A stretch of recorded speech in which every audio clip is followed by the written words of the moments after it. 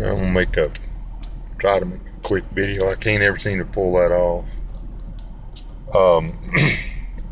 I know most of you people won't watch one that's over 2 minutes long.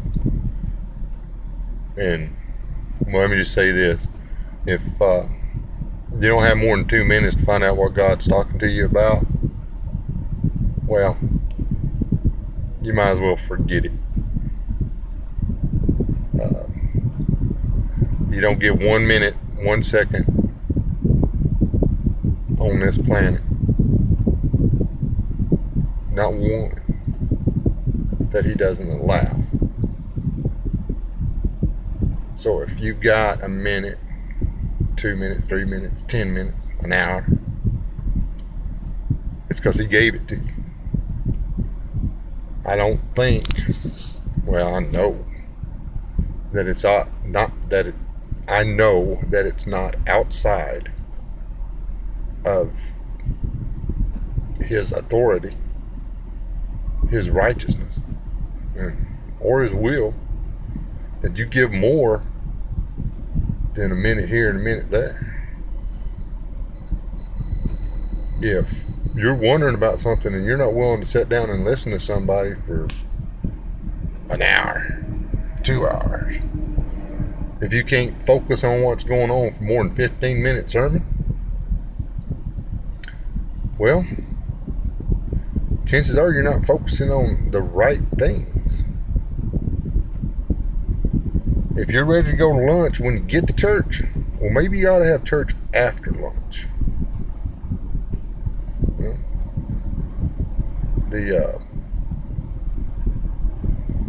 guy out there in the pews checking your watch, crossing your arms, and staring me down, get up and walk out. Nobody's talking to you anyway. I want you to stay. I want you to hear what God's told me to tell you. But if you think you're my stopwatch, if you think you're my buzzer, get up and walk out. I have one boss. One.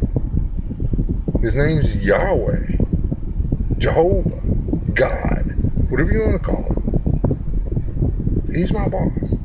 He tells me when to start talking, and he tells me when to stop talking. And he is probably screaming in your ear, telling you to start listening.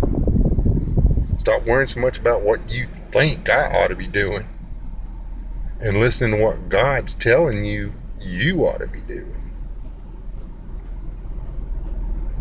It just, I'm sorry, but starting service at 11 and ending it at 12, that's not scriptural. That's tradition. My God don't really like traditions. He likes worship. He likes service. He likes it when we study the Word. He likes it when we're interested in what He's got to tell us. We like it, or He likes it when we learn what He's trying to tell us. He loves it when we practice what He has taught us.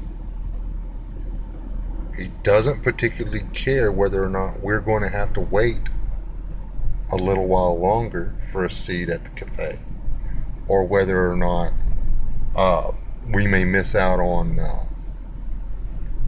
the peach cobbler at the buffet because it's all gone before we get there. He really don't care. And He sure don't care when kickoff is. I'm just saying. If you're going to try to bully your pastor, and even if you don't go to my church, you don't go to any church. Or, well, you got to go to church for me to be talking to you. But if you're going to sit there and mean mug your preacher into shutting up, just get up and walk out. The preacher's not the problem. You're the stumbling block in what God is trying to get done in your own church. The church that you say is so important to your walk with God. You, Mr., ma'am, whoever, I've seen on both sides, the fidgeting and checking your nails, whispering, If you didn't have time to be at church, you should have come to the early service. Would have bought you more time. Quit getting in God's way. If you're going to be in God's way, get out of the way. It's, I don't know about the rest of the preachers out there, but I'm done with you. Be blessed, and I hope you find a place that suits you.